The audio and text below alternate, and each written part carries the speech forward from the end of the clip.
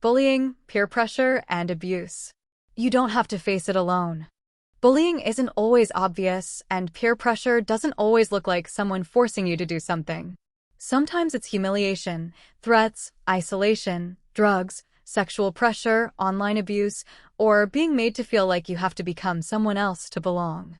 This message is about recognizing what's happening, resisting pressure, protecting yourself, and knowing when to ask for help. You're listening to Emotional Intelligence Developer. Let's talk about something that can affect you at school, at college, at work, online, or even at home. Bullying. Peer pressure. Abuse. And the pressure to do things you don't actually want to do.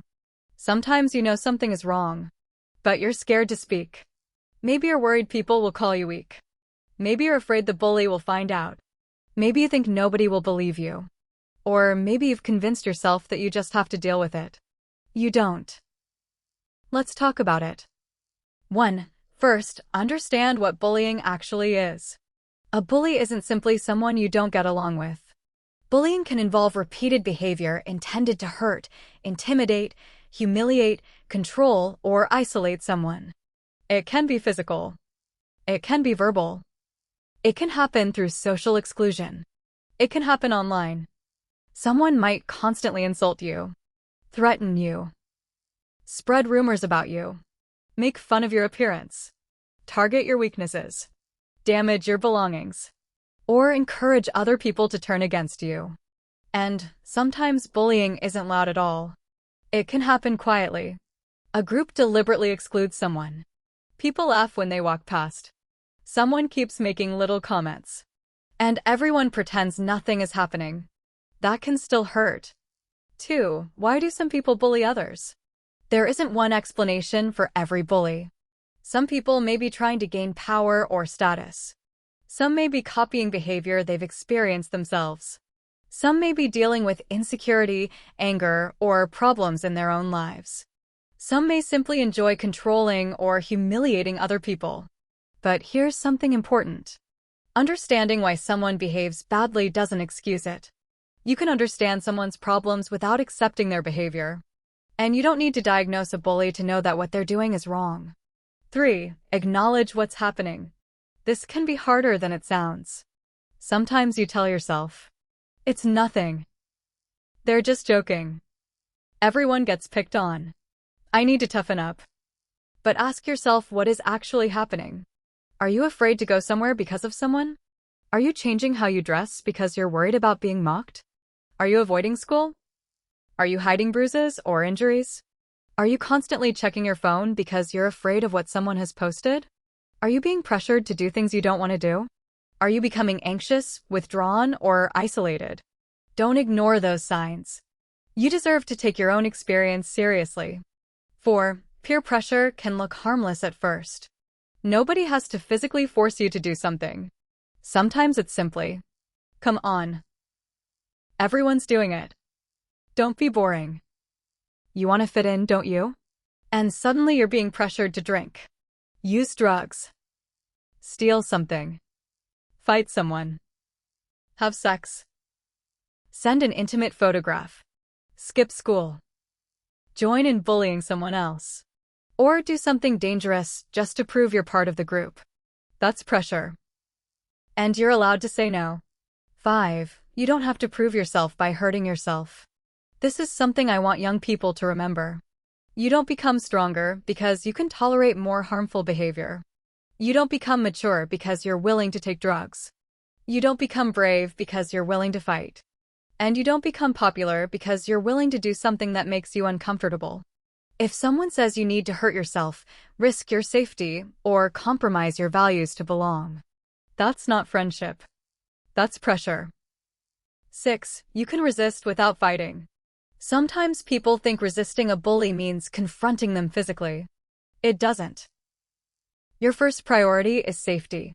If you can safely walk away, walk away. Don't argue unnecessarily. Don't threaten them. Don't give them a reason to escalate the situation. If it's happening online, block them. Save evidence. Report the account. If it's happening at school, move toward people you trust. Stay around safer areas. Tell an adult. If you're being threatened or physically harmed, don't try to handle it alone. Getting help is resistance. 7. Get someone involved. This might be the most important part of the entire message. Tell someone. A parent. A guardian. A teacher. A school administrator. A coach. A counselor. A lecturer. A trusted family member. A workplace supervisor. Someone you trust. And if the first person doesn't take you seriously, tell someone else. Keep going until somebody listens. You are not causing trouble by asking for help. You're telling someone that a problem exists. 8. Don't let embarrassment keep you silent. Maybe you're embarrassed about what happened. Maybe you're afraid people will laugh. Maybe you think, what if they think I'm weak? Please understand this. Speaking about abuse takes courage. You don't have to explain everything perfectly. You can start with, something is happening to me and I don't know what to do. Or, I'm scared of someone at school. Or, someone is pressuring me to take drugs. Or, someone keeps threatening me online. That's enough to start the conversation. 9. If drugs are involved, don't try to handle it through pride. Maybe someone is offering you drugs. Maybe you're already using them. Maybe you're afraid that if you stop, you'll lose your friends. Maybe you're worried about what your family will say. Whatever the situation is, talk to someone trustworthy. A counselor. A doctor. A qualified addiction professional. A parent or guardian. A teacher or school counselor. Getting help early is better than waiting until the problem becomes much harder to manage. And if you've already made mistakes, that doesn't mean you're beyond help. 10. Abuse isn't your fault. This needs to be said clearly. If someone hits you, threatens you, sexually abuses you, controls you, humiliates you, or deliberately harms you, their decision to abuse you is not your fault. You might question yourself. Why didn't I fight back? Why didn't I leave? Why didn't I tell someone earlier? People respond to frightening situations differently. Freezing. Going quiet. Trying to keep the peace. Doing what someone tells you because you're scared. None of those responses make abuse your fault. 11. You can help someone else too. Maybe you're not being bullied. Maybe you're watching it happen to someone else. Don't automatically join in because you're afraid of becoming the next target. You don't have to become a hero and confront someone dangerous. You can sit with the person being targeted. Tell a teacher. Tell a counselor. Tell an adult. Send them a message. Ask, are you okay? Sometimes knowing that one person sees what's happening can make someone feel less alone. 12. A final message. If you're being bullied, if you're being pressured, if someone is abusing you, if drugs are becoming part of your life, or if you're carrying something you're too frightened to talk about, please don't assume you have to handle it alone. You don't. Find someone safe. Tell them what's happening. If you're at school, speak to a teacher or counselor. If you're at home, speak to a parent, guardian, or another trusted adult. If you're at college, speak to student support or a counselor. If you're being abused or threatened, seek appropriate professional help and protection. And if the first person doesn't listen, tell someone else.